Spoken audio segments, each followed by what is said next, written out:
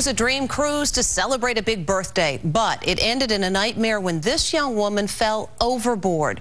There she was in the dark water, alone, waiting for help.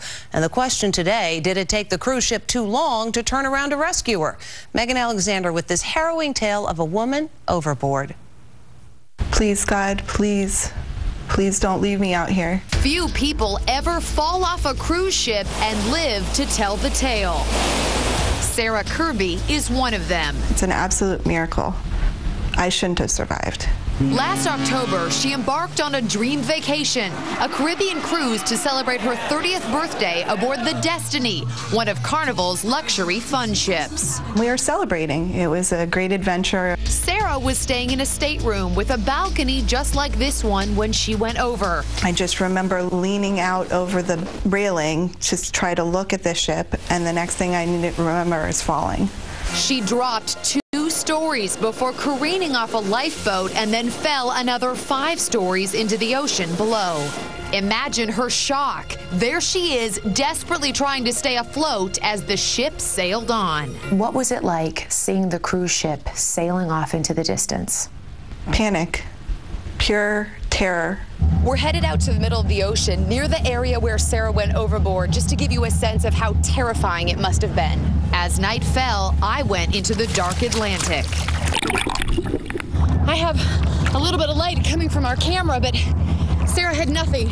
Turn off the light. This is what she was dealing with. Pitch black for 2 hours. I don't know how she survived. Sarah screamed for help, but the ship sailed on. I felt hopeless. Helpless and hopeless. It's pitch black out there. There's no land. There's no lights. Sarah was also badly injured, bleeding into shark-infested waters, and she wasn't wearing a wetsuit like I am. I kept praying to God, please don't let me die out here. Please don't let something eat me like a shark. Back aboard the ship, her traveling companion, Rebecca, was in hysterics. I begged them to turn the ship around. I begged them. Rebecca, who was in the cabin's bathroom and didn't see Sarah fall, says the captain was reluctant to veer off course and wanted to search the ship first because most missing people are found on board.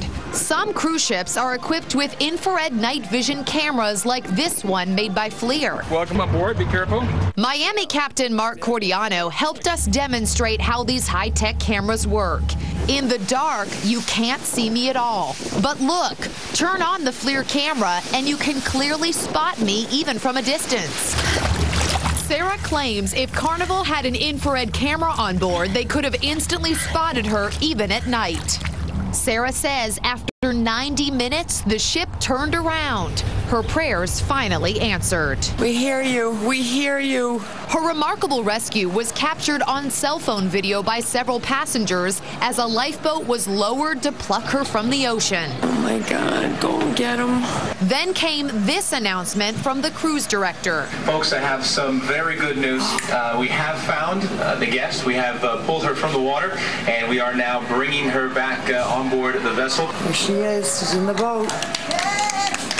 I was crying and sobbing. Thank you for not leaving me. When you first see Sarah, what kind of condition I cried. is she in? She didn't even look the same. Her face was 5 times its normal size. Sarah admits being drunk from a night of celebrating when she went overboard. She says she slipped and fell after knocking back several potent cocktails called Long Island iced teas, and claims the bartenders encouraged her to buy more drinks by offering her these coupons to the ship's casino. Sarah and her Miami attorney Michael Winkleman are now suing the cruise line, alleging that Carnival abandoned her in the middle of the ocean for an unreasonable amount of time. She should have died in that water, but she didn't.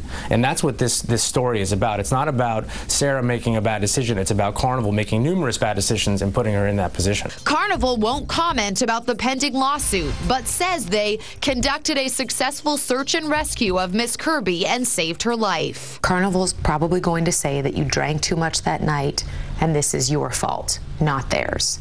How do you respond to that? I went on a Carnival cruise because I thought it was going to be fun and that I would be safe. I don't want this to happen to somebody else. In her lawsuit, Sarah also claims Carnival refused to airlift her to a hospital, and as a result, 16 hours went by before she got proper medical care. Sarah also says she hasn't been able to go back into the water since her ordeal. Meantime, Carnival denies all of her allegations and says they acted properly at all times. Back with more Inside Edition after this.